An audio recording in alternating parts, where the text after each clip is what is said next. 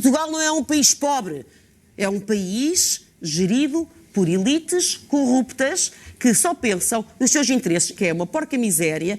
Calorosas saudações, e hoje vamos ver Joana Amaral Dias a abordar a máfia da política em Portugal.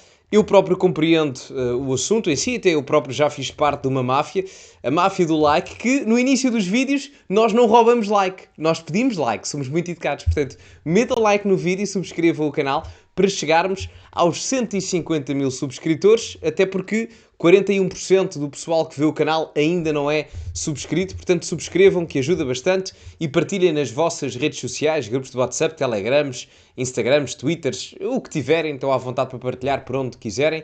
Tem o código SOUSA10 na Prozis para 10% de desconto, e estes t-shirts da Cultivem-se que estão aqui a aparecer, nomeadamente a Chamei o Batman, no primeiro link da descrição em cultivem-se.pt. Ora, sem mais demoras, vamos ver a Joana Amaral Dias basicamente a disparar em todas as direções relativamente ao sistema político em geral. Vamos ouvir. Eu acho que mais do que nunca, temos que usar pelo menos no meu tempo de vida, mais do que nunca sinto essa necessidade de defender o meu país e defender a Portugalidade, Portugal. Eu não me considero uma nacionalista, nem pouco mais ou menos. Uma patriótica ou patrioteira? Patriótica, como sempre fui, aliás, e sempre lutei contra esta globalização desenfreada, porque eu não sei se tu te recordas, mas logo ali no princípio do milénio, 2001 ou 2002, eu, com Miguel Portas, o Laceia, etc., que lutavam nessa altura também... No tempo do Bloco de Esquerda. No tempo do Bloco de Esquerda, que lutavam também contra a globalização. O Miguel, o saudoso Miguel Portas, tenho a certeza que tu também tens saudades dele, Júlia, foi uma pessoa importante na sociedade portuguesa. Fomos detidos ali em Sevilha porque íamos contra uma manifestação contra justamente o globalismo e os globalistas. Portanto, mas as coisas pioraram muito desde então, neste aspecto, pioraram muito desde então, e de repente não pode haver identidade nacional, não pode haver pequenos negócios, não pode haver soberania, os portugueses não podem ter decisão. Pode haver, a economia desenvolveu-se assim também, não? Antes de continuarmos e vermos o resto, eu acho surpreendente como, e eu tenho abordado imenso isto, agora, talvez mais desde a eleição do Trump. Não quero falar muito do Trump em si, mas no sentido em que o Trump ganha as eleições nos Estados Unidos porque vai buscar muitos apoios àquilo que era a antiga esquerda. O Musk toda a vida votou no Partido Democrata, o Robert Kennedy Jr. era membro do Partido Democrata, o próprio Trump foi membro do Partido Democrata, o Trump era membro da esquerda americana, e isso repercute-se em vários casos na Europa também e em Portugal também. A Joana Amaral Dias é um desses mesmos casos. A radicalização à esquerda, ou a cedência da esquerda ao globalismo, aqui que o exemplo, ou a palavra, o termo que a Joana Amaral Dias utiliza, foi de tal forma feito que pessoas que até estavam no Bloco de Esquerda, hoje em dia têm uma retórica que muita gente, ao olhar ou ao ouvir isto, vai identificar esta retórica como uma retórica de direita. E eu sempre disse isto. A Joana Amaral Dias não mudou propriamente muitas das suas posições. Enfim, mudou alguma coisa, mas não foi uma mudança radical. Para 20 e tal anos não foi uma mudança radical. A Joana Amaral Dias sempre pensou desta forma. O Bloco de Esquerda é que, no caso, se alterou e se vendeu ao sistema, se quiserem per si falar. Porque o Bloco de Esquerda, quando aparece em 99, e o Francisco Louçã não nega isto, aparece como uma espécie de chega de esquerda, um partido antissistema, bastante populista, e isso acabou-se. Acabou-se. Portanto, eu concordo plenamente com o que a Joana Amaral Dias diz aqui. E o Bloco de Esquerda era bastante eurocético, preservava a questão da soberania, etc. E hoje em dia, nada. Muito pelo contrário. E atenção, longe de mim, não interpretem isto como um elogio indireto ao Bloco de Esquerda. Simplesmente era diferente. Era uma parte menos má, melhor, até boa, vá, que o Bloco de Esquerda podia ter. Não é? Desenvolveu-se porque alguém quis que se desenvolvesse assim. Olha, eu não fui, tu também não, de certeza. Mas fizemos escolhas, votámos, enfim, em escolhas que fizemos escolhas... O problema é que não votámos, é isso que eu estou a dizer. O problema é que há uma série de instituições, quem manda aqui realmente, desde lá está do FMI... Do ponto de vista económico, sim. Sim, nós não votámos nessas pessoas, estas pessoas são elites não eleitas, não votámos nelas. É curioso porque aqui ela está claramente a falar da questão da União Europeia, não é? Portanto, parece-me óbvio, no sentido em que ninguém votou na Ursula von der Leyen. Ninguém votou na Comissão Europeia. Poderão dizer, mas os líderes dos países da União Europeia votaram. Mas é um sufrágio muito indireto. E eu explico-vos porquê. Ora, se a Comissão Europeia ou o líder da Comissão Europeia é decidido pela questão dos líderes nacionais, por aprovação ou pelo Parlamento Europeu, nós já estamos a fazer uma forma indireta de eleição muito grande. Eu vou-vos dar um exemplo. Para as instituições europeias ou para os cargos europeus que o Primeiro-Ministro ou o Presidente da República de cada Estado-membro tem poder de decisão, no caso em Portugal, só 20 e tal por cento das pessoas é que votaram no Luís Montenegro.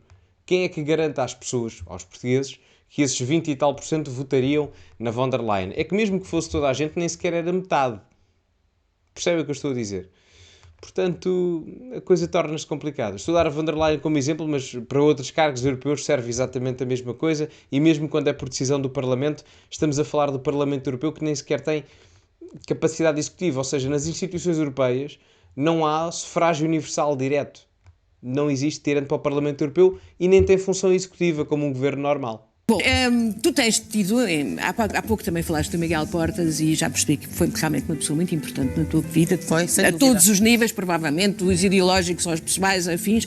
Como é que esses dois homens teriam visto o teu percurso? Porque temos aqui uma deputada, uma ex-deputada do Bloco de Esquerda, que hoje transitou, eu diria, para um quadrante político que não é exatamente o mesmo, não é? Júlia, por acaso... Agora lá, vamos nós à questão, Eu não acho é? que estás completamente enganada, Não? porque eu acho que a questão é outra. Porque é que a esquerda, onde eu comecei por militar, defendia a paz.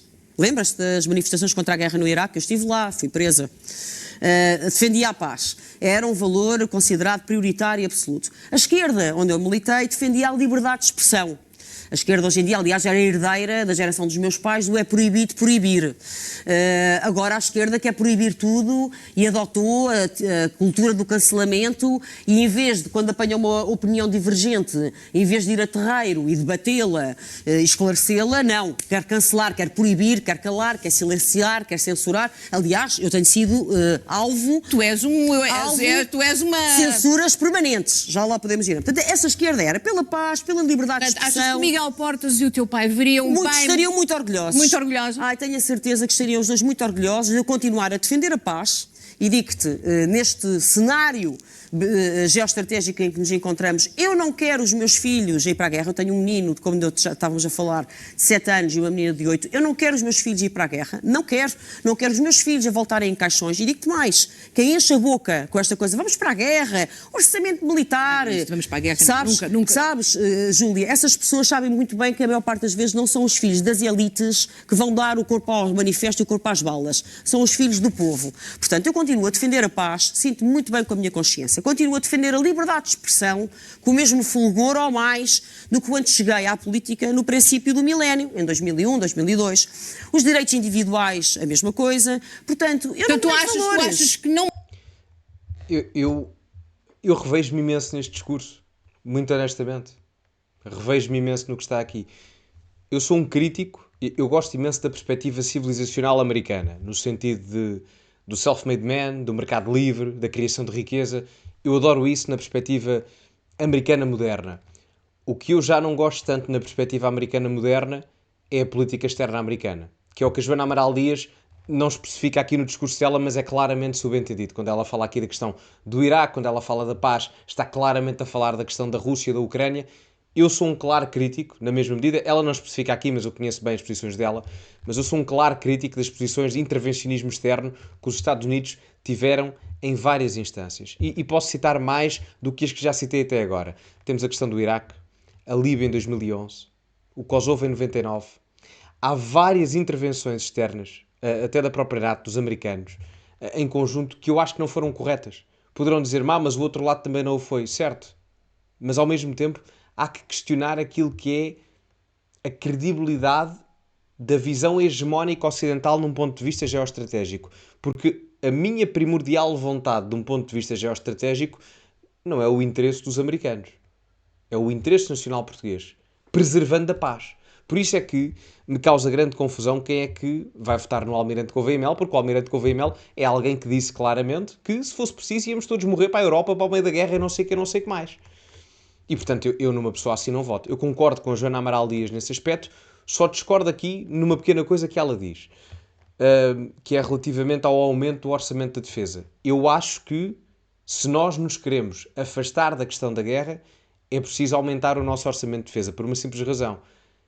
se vamos estar mais isolados do ponto de vista geopolítico, geoestratégico, numa posição não contundente com a NATO ou os americanos, é preciso reforçar, em termos financeiros, a nossa posição de defesa, porque não temos uma salvaguarda externa, porque os Estados Unidos contribuem a mais de 50% para a NATO. Portanto, nesse aspecto eu discordo dela. Agora, na perspectiva económica em si ou de financiamento da defesa. Agora, em tudo o resto, completamente de acordo. Completamente de acordo. E às vezes parece que as pessoas se esquecem. Parece que só quando alguém vos disser, olha, os vossos filhos, os vossos sobrinhos, vocês vão para a guerra, vão deixar o emprego daqui a uma semana, estão a ir. Eu não quero, honestamente. É que nós aqui na Europa Ocidental achamos que isto não acontece, mas a Europa do Leste ainda vive com memórias muito recentes daquilo que aconteceu na década de 90. Eu conheço pessoas, assim, ou irmãos mais velhos de pessoas que eu conheço, por exemplo, que passaram por isso. Portanto, é uma situação que não é muito simpática. Quase que achamos que é uma espécie de distopia, uma fantasia qualquer, mas é bem real. E é bom que haja esta perspectiva, pelo menos no espaço mediático. Portanto, não mudaste de quadrante político? Não, eu não mudei de quadrante. O tabuleiro é que rodou. O eixo mudou radicalmente, perversamente, aliás, eu acho que mais do que radicalmente, perversamente, e hoje tu tens forças de esquerda com uma retórica altamente belicista, extremos, militarista, a defender a ida para, lá está, para a guerra, mais orçamento, cortem, coisas do género, cortem nas pensões dos velhotes para termos dinheiro para o orçamento de defesa. Mas o que é isto? Isso é impensável. Mas diz-me uma coisa, tu ficaste, há uma coisa em ti que é... E mais, deixa-me só dizer mais uma coisa na esquerda, porque voltamos ao princípio e ao meu lindo child, da minha avó Nazaré, que é a esquerda onde eu comecei. E eu até faço aqui uma ressalva. Eu fui deputada independente pelo Bloco de Esquerda, mas a esquerda onde eu comecei era contra os globalistas, como eu te disse. Por isso houve esses problemas todos, com o Miguel Portas, etc. Mas claudicou. Ou melhor dizendo, vendeu-se ao sistema. E essa esquerda hoje é globalista, é belicista, é censória é contra as liberdades públicas. E desculpem, eu quero manter a grelha de valores. Agora perguntas, mudaste, Joana, em 20 anos? Mudaste alguma coisa, com certeza. Com certeza. Mudaste. Em algumas coisas, sim. Pronto. Mas eu honestamente não acho... Às vezes as pessoas acusam a Joana Amaral Dias de ser troca-tintas porque apoiou Mário Soares nas presidenciais em 2006, creio eu. Esteve no Bloco de Esquerda até 2010, por volta disso. Foi candidata do Nós Cidadãos, agora está no ADN. É assim, eu se for ver um discurso da Joana Amaral Dias, e isso está disponível na net, eu se for ver um discurso da Joana Amaral Dias de há 20 anos, a coisa não varia muito daquilo que é hoje em dia as opiniões da Joana Amaral Dias a comentar na CNN ou na SIC. A coisa não é muito diferente. Pá, muda-se aqui e acolá, toda a gente muda um pouco aqui e acolá, mas não foi uma volta de 180 graus. O mundo, a Joana Amaral Dias coloca aqui na questão dos globalistas, na questão da venda da esquerda ao sistema. Eu vou até mais longe. A esquerda radicalizou-se de tal forma que o antigo centro-esquerda passa a ser o centro, ou o centro-direita até. Portanto, isto faz com que haja um desequilíbrio ideológico total. Há até estudos nos Estados Unidos que comprovam que o eleitor médio à direita estava neste quadrante, não é? Na direita normal. Com o Trump foi um bocadinho assim, um bocadinho mais para a direita. Portanto, a direita colocou-se mais à direita do que aquilo que estava. Mas nada de mais. A esquerda, a direita foi um bocadinho para a direita, para você está a aparecer para o lado oposto, presumo eu, porque a câmara faz o lado contrário. A esquerda, no caso, vai assim, e a partir de 2012, 2016, com o Obama e com a Hillary Clinton, faz assim uma curva muito íngreme de radicalização, mas uma coisa, pesquisem os gráficos e estão disponíveis, eu acho que até é da Pew Research Center, portanto é fidedigno. E foi uma radicalização de tal forma, ou um claudicar, ou uma venda ao sistema por parte dos mesmos, que, enfim, reparem que hoje em dia, a esquerda que antes combatia os grandes grupos económicos, como era a narrativa antiga do PCP, hoje em dia fica refém desses mesmos grandes grupos económicos. Em vários acontecimentos, isso aconteceu, passa a redundância, quer na altura pandémica, quer no pós-pandemia, com a bazuca europeia. Enfim, uma dependência financeira completamente ridícula e antagónica àquilo que eram os valores da esquerda há 20 anos atrás. Há menos até. O mundo também mudou. Agora, naquilo que são os meus valores essenciais, que são estes que eu estou a dizer, patriótica, pela paz, pela liberdade de expressão, podes ter a certeza que não mudei. E se esses valores hoje estão num partido e deixam de estar, eu não vou ficar com esse partido. Deixa-me falar... Porquê? Mas porquê é que eu ficaria com um partido que deixa de defender aquilo que eu acredito? Isto é tipo Benfica, Porto, Sporting? Não é, pois não. Isto é mais sério e tem mais grávidas do que isso. Eu só estou com alguém... Tu saíste do Bloco de Esquerda em conflito ou foi uma coisa... aconteceu naturalmente? Para já convém dizer que isso já aconteceu as pessoas continuam a falar do Bloco de Esquerda, isto já aconteceu há mais de 15 anos, já há quase 20 anos. Mas pronto... Mas sabes porquê? É porque deixaste uma marca. Obrigada. Essa é a questão. Que era a questão. A Joana Amaral Dias, eu diria até que a Joana Amaral Dias não precisava do Bloco. Há pessoas que são... Eu não quero dizer que ela é maior do que o partido, mas mediaticamente falando, a relevância da Joana Amaral Dias, eu arriscar-me a dizer... Mediaticamente, atenção, não politicamente falando, mas mediaticamente a relevância da Joana Amaral Dias é maior do que a relevância da Mariana Mortágua, por exemplo, ou do que qualquer outra deputada ou deputado do Bloco de Esquerda, muito honestamente. De figuras ligadas ao Bloco de Esquerda, passadas ou presentes, a Joana Amaral Dias é provavelmente a mais mediática, a par da Mortágua, porque é a líder. E reparem que a Joana Amaral Dias já não está no Bloco de Esquerda há 15 anos. E às vezes, simplesmente, é óbvio que a Joana Amaral Dias não vai dizer aqui, isto é só a minha perspectiva pessoal da situação, mas as pessoas às vezes cansam-se da vida partidária, nomeadamente quando se tem sangue na guerra, quando se gosta de ter a sua opinião e quando nos tentam dizer tu vais pensar desta forma e tu não dizes isto porque podes ir contra o partido. Eu, pelo menos, não gosto muito dessa perspectiva. E, portanto, acabo por compreender que haja pessoas que também não gostem. E, quando não gostam, acabam por sair dos sítios onde as tentam limitar na sua própria liberdade de expressão. Isso pode acontecer em determinados aspectos. Não estou a dizer que foi isso que aconteceu. Estou a dizer que é possível que isso tenha acontecido e que, para pessoas que têm pulso firme e opiniões demasiado convictas em vários aspectos, isso pode não ser coadunante com a permanência num partido político.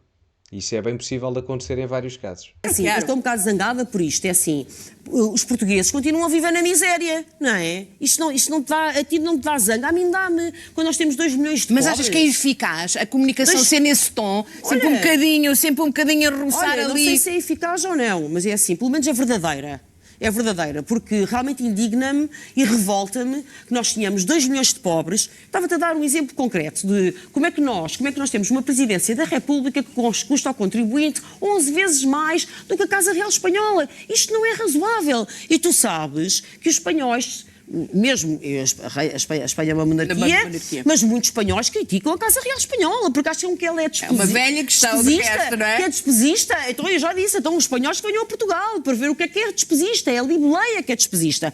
Tu tens no orçamento... Tu queres ver que tu chegas à presidência da República e que rapas aquilo tudo? Pois rapo. Vais rapar aquilo tudo e... Pois rapo. Sabe o que é mais preocupante? Joana Amaral Dias refere aqui que Portugal tem 2 milhões de pobres. Ela está correta. Mas eu vou acrescentar até mais um dado. Na verdade, não são bem 2 milhões. São 4. O número de pobres, ou melhor, de pessoas a viverem abaixo do limiar da pobreza em Portugal, são 4 milhões sem as redistribuições sociais do Estado. Ou seja, sem os apoios sociais do Estado, temos 4 milhões de pobres em Portugal. 40% da população. E mesmo com as redistribuições sociais do Estado, esse número ainda é de 2 milhões, que é o que a Joana Amaral Dias diz aqui. O que é grave, porque 50% daqueles que vivem abaixo do limiar da pobreza dependem efetivamente do Estado. E os outros 50% dependem também, mas o Estado é ineficiente da mesma forma como a criação de riqueza privada em Portugal é ineficiente, que os faz continuar a ser pobres. E isto colocado desta perspectiva muda muita coisa, não é? 40% de pobres sem redistribuições sociais. E atenção, o limite do limiar da pobreza não é 1.000 euros. É 600 e qualquer coisa. Abaixo do ordenado mínimo. Portanto, não estamos a falar de valores propriamente elevados. O salário médio, neste momento, são líquidos, são 1.100 euros, 1.200. O salário mínimo são 800 e tal. Portanto, não há assim uma grande diferença. Isso é a realidade de um país pobre. Entre o salário médio e o salário mínimo, há uma diferença entre o valor líquido do salário de um e o valor líquido do salário do outro. Deve haver uns 400 euros de diferença. E isso não é sinónimo de um país desenvolvido. É uma precariedade laboral muito grande. Sabes que eu giro um orçamento familiar. Será que acabaste de dizer que vais para a presidência da República? Deixa-me dizer-te outra coisa. Vou dar, Está claramente em campanha. Deixa-me dar-te outro exemplo. Outro exemplo completamente obsceno. Cada orçamento de Estado, nós lá em casa também fazemos os nossos orçamentos, não é? Claro, gerir o frigorífico. Gerir o frigorífico. Cada orçamento de Estado em Portugal tem 10%, é uma fatia generosa, 10%, para despesas ocultas. Chamam-lhes despesas excedentárias, na verdade é um saco azul para distribuir prendas constantemente aos amiguinhos, às empresas falidas, à banca tóxica. A Presidência da República? Sem qualquer, o Orçamento de Estado. O Orçamento de Estado. Aprovado pelo Presidente da República, sem qualquer escrutínio, sem qualquer utilidade social. Sabes o que são 13 mil milhões de euros todos os anos? É um PRR todos os anos. Portugal não é um país pobre, é um país gerido por elites corruptas que só pensam nos seus interesses. Este Orçamento de Estado, sobre estes 13 mil milhões deste ano, nenhum partido na Assembleia da República, nem do Chega ao Bloco de Esquerda, levantaram qualquer problema ou qualquer celeuma sobre isto. E também o Presidente da República assinou por baixo este orçamento. Se eu fosse Presidente da República, este orçamento voltava para trás. Já agora estamos no se eu fosse, mas há bocadinho eu quando chegar lá... Bom, mas diz-me uma coisa, E voltava para trás até essas despesas de saco azul, que é uma porca miséria, serem assim 1% no máximo. Qual é o orçamento da cultura? É pouquíssimo, eu sei, é pouquíssimo. É isso eu sei, mas... É 0,6% do PIB, acho eu. Não chega a 1% do PIB. Despesas ocultas são 10%. 13 mil milhões de euros. São quase 5 TAPs. Hein? São quase 5 TAPs. O orçamento do Estado total ronda os 125 mil milhões de euros, à volta disso, 130 milhões de euros. E para terem uma comparação, essas despesas ocultas que a Joana Amaral Dias aqui fala, representa praticamente a mesma despesa absoluta que se gasta na saúde. Ou seja, na perspectiva governamental em Portugal, as despesas ocultas valem quase tanto como a saúde dos portugueses, que é para depois andarem com filas de espera e consultas por marcar durante um ano e operações por fazer há 3 ou 4 anos de atraso. Isto é factual, atenção. Isto é factual. Podem confirmar. O valor destas despesas ocultas é similar, deve haver uma pouca diferença, mas é praticamente a mesma coisa que existe para a saúde. É a realidade. E nem falo, por exemplo, aqui na questão da cultura, por exemplo, mas a cultura eu acho que não é o mais importante, mas eu acho que deveria haver mais na questão da educação, principalmente, na questão, até a Joana Amaral Dias discorda de mim aqui, mas na questão da defesa, não numa perspectiva globalista, mas de proteção nacional, até porque a nossa Marinha está desatualizada tecnologicamente, os meios são escassos e não estão atualizados, enfim, pelo rejuvenescimento mais e pela estruturação da visão militar portuguesa. Portanto, há vários aspectos onde isso poderia ser claramente utilizado e não é. Mas enfim, digam-me a vossa opinião nos comentários, meus amigos, metam like no vídeo, subscrevam o canal, partilhem nas vossas redes sociais, tem o código Sousa10 na Prozis para 10% de desconto no segundo link da descrição. Ficamos por aqui, muito obrigado a todos e, como é habitual, acima de tudo, cultivem-se e até à próxima.